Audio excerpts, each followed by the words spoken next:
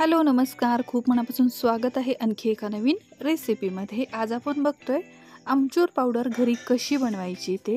व्हिडिओमध्ये दाखवलेल्या पद्धतीनं आपण पूर्ण वर्षभराची आमचूर पावडर एकाच वेळी बनवून ठेवू शकतो। इतकी सोपी आहे बनवायला आणि स्टोअर करून ठेवायला देखील तितकीच सोपी आहे। तर आजचा व्हिडिओ आवडला, आजची ही माझी आमचूर पावडर बनवण्याची पद्धत आवडली तर व्हिडिओला एक लाईक करायला विसरू नका। चॅनलला सबस्क्राइब केलेलं नसेल तर सबस्क्राइब करा।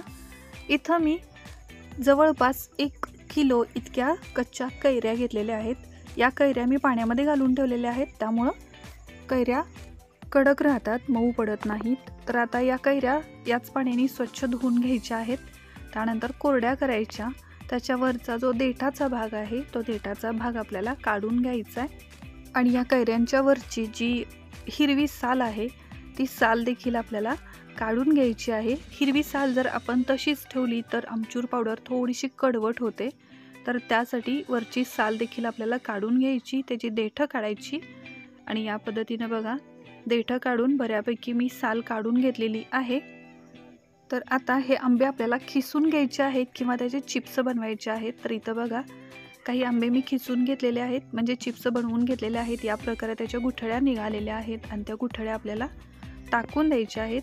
तर आपण ज्या पद्धतीनं बटाट्याची चिप्स बनवतो तसंच याचे देखील आपल्याला चिप्स बनवायचे आहेत। जर तुमच्याकडं खिसणी मोठ्या छिद्रांची असेल तर तुम्ही हे आंबे खिसून देखील घेऊ शकता, पण खिसून घेण्यापेक्षा या पद्धतीनं चिप्स केले तर या आंब्यांच्या फोडी सुकवायला आपल्याला मदत होईल। पण त्यामध्ये देखील बघू शकता सगळे चिप्स नाहीत बनत, त्यामध्ये देखील थोडे थोडे तुकडे राहतात, कारण आंबा दोन्ही बाजूला चपटा असतो, पण त्याच्या बाजूनी जेव्हा आपण चिप्स करतो त्यावेळी छोटे छोटे तुकडे होणारच आहेत। म्हणजेच जमेल तसे चिप्स करून घ्या, पण शक्यतो मोठे चिप्स करण्याचा प्रयत्न करायचा।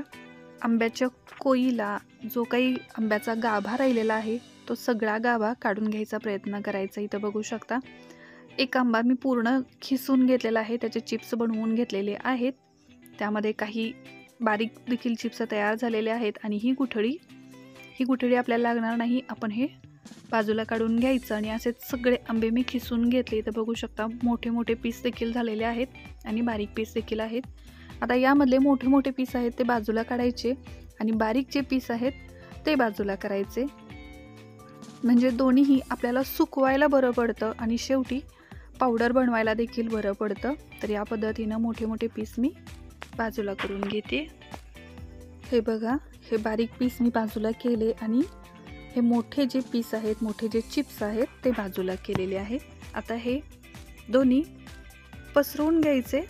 तुम्ही हे असेच ताटामध्ये पसरवू शकता किंवा प्लास्टिक पेपरवर देखील पसरवू शकता, पण शक्यतो ॲल्युमिनियमच्या किंवा तांब पितळेच्या भांड्यात अजिबात आंबा ठेवायचा नाही, त्यामुळे भांडं देखील खराब होऊ शकतं। तर आता जे बारीक पीस राहिलेले होते त्यामध्ये 2 चमचे मीठ मी पसरवून घेतलं आणि हे मीठ व्यवस्थित सगळ्या आंब्यांच्या तुकड्यांना लागेल असं चोळून घ्यायचं, मिक्स करून घ्यायचं। आणि जे मोठे पीस आहेत त्याला देखील मीठ घालायचं आहे, त्याला देखील जवळपास 2 ते 3 चमचे मी मीठ वापरलेलं आहे। या तुकड्यांना देखील हे मीठ व्यवस्थित चोळून घ्यायचं। या कैऱ्यांमध्ये भरपूर आंबटपणा आहे, पण मीठ घातल्यामुळं आमचूर पावडर देखील टेस्टी होते, छान होते आणि आमचूर पावडर वर्षभर टिकायला देखील मदत होते।